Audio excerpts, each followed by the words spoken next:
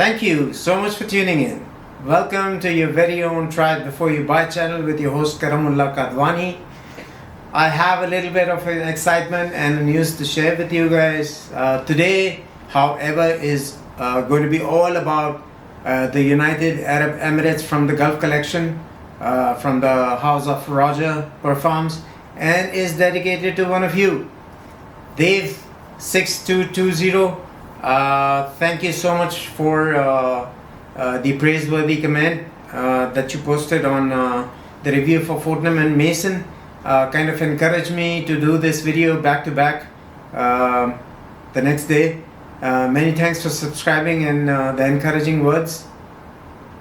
It's kind of the next couple of videos that I'll be doing is kind of a shout out to you, in which we shall discuss the three perfumes that are available at the moment from the Roja Parfums in the Gulf collection, which is going to be Qatar, Sultanate of Oman, and of course the United Arab Emirates, which we are discussing today. My way of thanking and appreciating all of you who have subscribed, and not to mention, I did come across this gentleman. I was trying a few on Waj at the Dubai Mall boutique, and somebody walked in and I struck a communication with him, and he told me how I was such a big part of his day, and meeting me was one of the highlights for that day for him. Not to mention that it was a highlight for me. I love interacting with you people. I love meeting you people.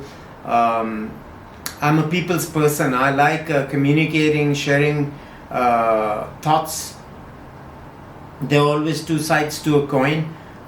Somebody might always be negative and see the tails, or always positive and see the heads, but those are the part of the same coin. And so I might have thoughts that might not match yours, but there is a place for discussion, and I was so happy to meet that person. I wanted to give him a shout out. He's now my LinkedIn friend, but he has not confirmed. I asked him permission if I could share his details, and he has not said anything after that, so I'm not going to mention his name. But a hearty thank you all who have subscribed. Thank you all that make the effort, take the extra step in saying anything that will kind of bring encouragement to an otherwise person who's in the dark and doesn't know if he's doing good or bad. A thing to note, it's the packaging and the cap design on the bottle that have changed since it was first launched. It used to, the cap, of course, as you all know, is adorned with these precious stones. I'm sorry, I'll try to get you a little focus on this. Do you see all those dazzling beauties, all the jewels? Bedazzled, yeah? So that's the bottle presentation for United Arab Emirates. And so these stones used to boast the color of the UAE flag, which is red, green, black, and white. White by just the transparent, translucent stones, and it had the UAE colors basically. Also, I think the box design had the UAE colors. I'm not sure on that, but don't quote me on this. However, with the packaging and design changes, industry norms usually call for reformulations, where a lot of the character is stripped from the fragrance in the day we live in. The good news is that juice remains intact, and in essence, that's what we frag heads are actually paying for. So the juice is intact. There's no reformulations. What you got from the old batch is what you get from the new. It's definitely a rose oud. And before you dismay and say we already have tons of rose oud, this one hits different. It's that with the Roja twist, sensual, classy, elegant, rich, and has a level of maturity to it. Now, as far as the fragrance goes, it's a rose, chypre, oriental oud masterpiece, in which on the initial spray you get a very dense, heavy, spicy yet sweet, animalic, balsamic, smoky, aromatic rose. This thus falls straight into the uber luxe, rich, opulent, mature demographic for someone who exudes wealth, demands attention, and is authoritative in authority of his position. This is how the fragrance comes across to me. I mentioned animalic. Here again, as with all other compositions of Mr. Roja Dove, the animalics are just about right. Slightly more than his usual use of civet, castoreum and otherwise, but the animalics here are slightly more pronounced and does not actually take over the fragrance. Hence, if you're not fond of animalic notes, fear not. It's done just right. It's the best example I can give you is like this big cat, black cat, purring from under the shadows but tamed. Not in your face animalic, as I mentioned earlier. The opening greets you with the finest, most costliest and richest Taif rose and the smokiest, most refined oud you could put your nose on. This is exactly what I get every single time I smell this fragrance. It has this ever so slightly medicinal barnyard fecal gasoline petrol animalic like signature oud that puts it straight down my alley, as I love this genre of fragrances. This could also definitely target men who do not particularly like rose or floral fragrances. So let's get down to the meat and potatoes before we go any further into the review.